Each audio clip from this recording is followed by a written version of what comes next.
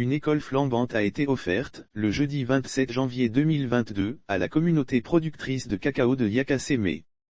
De Karji Afrique de l'Ouest en partenariat avec la coopérative Sokan. Cette école vient renforcer le système éducatif de la Côte d'Ivoire pour renforcer les communautés productrices de cacao, en investissant dans l'éducation et la prévention de l'exploitation et le travail des enfants. Dans ce cadre, cette cérémonie est le top départ de l'inauguration au total de 7 écoles communautaires en Côte d'Ivoire offertes par Karji Afrique de l'Ouest qui devraient permettre à 2000 enfants d'accès à l'éducation. Notons que des dons de matériel agricole ont également été offerts aux femmes productrices de cacao en vue de renforcer leur capacité de production. Pour marquer l'événement, la cérémonie d'inauguration de cette école a été placée sous le haut patronage de la Première Dame, Dominique Ouattara, présidente du Comité national de surveillance des actions de lutte contre la traite, l'exploitation et le travail des enfants, CNS. Absente pour des contraintes d'agenda, l'épouse du chef de l'État a été représentée à cette cérémonie par Madame Yao Patricia Sylvie, secrétaire exécutive du CNS.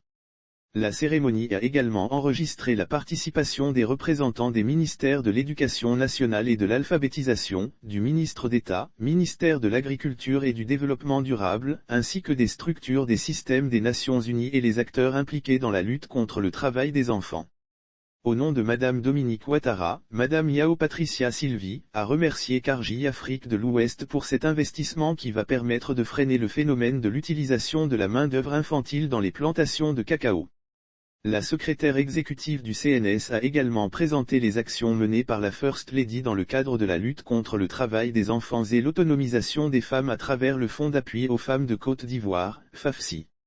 Mais bien avant, la représentante de l'épouse du chef de l'État a expliqué que le travail des enfants est une menace pour les droits des enfants et la durabilité du cacao ivoirien.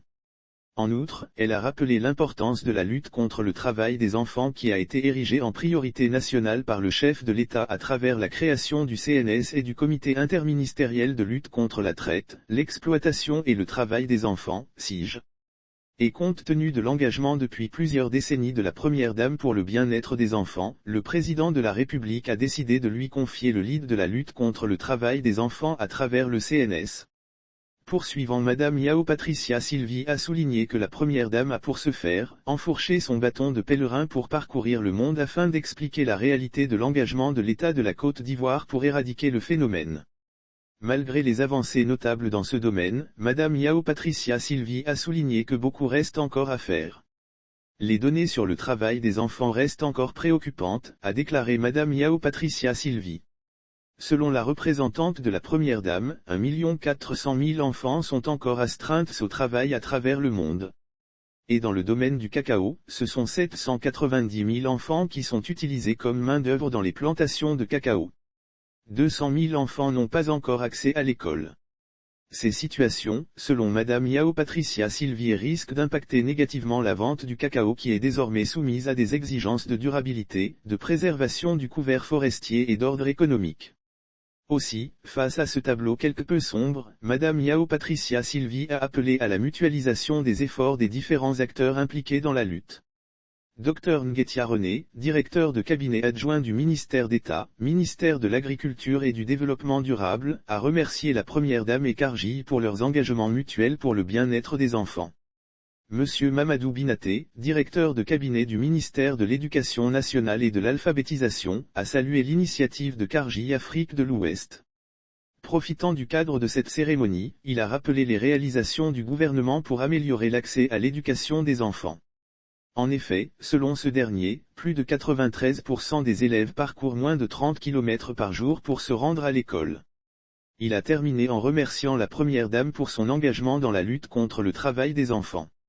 Monsieur Lionel Soulard, décigramme de Karji Afrique de l'Ouest, a présenté les actions de son entreprise pour l'amélioration de la condition de vie des communautés productrices de cacao.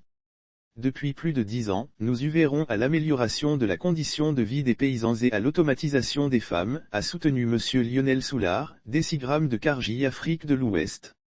Aussi, pour réaliser ce plan d'action, Karji s'appuie sur les coopératives qui sont des relais pour sa politique de développement local.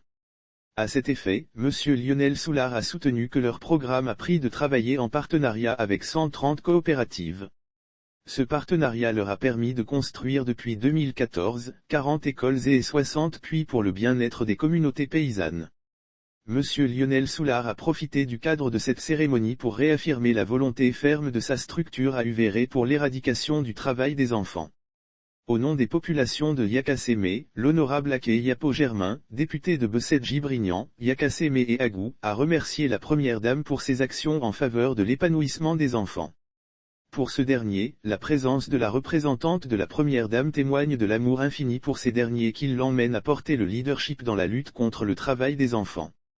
Monsieur Ibrahim Ouedraogo, président du conseil d'administration, PCA, de la coopérative Sokan, a soutenu que la sous-préfecture de Yakasémé a une population de près de 20 000 habitants. Aussi face à cette situation, le nombre d'écoles ne suffit pas à scolariser les enfants en âge d'aller à l'école. Pire, elles sont confrontées à une surpopulation. Face donc à cette situation, la coopérative Sokan a lancé un cri de cœur à Karji qui a accepté de financer la construction de cette école à hauteur de 50%. Notons que l'école primaire Sokan de Yakasémé permettra au total à 300 enfants d'être scolarisés. Elle est composée de 0,6 salles de classe, d'un bureau pour le directeur et d'une latrine. Notons également que les populations de Yakasémé ont offert des dons à leurs généreux donateurs.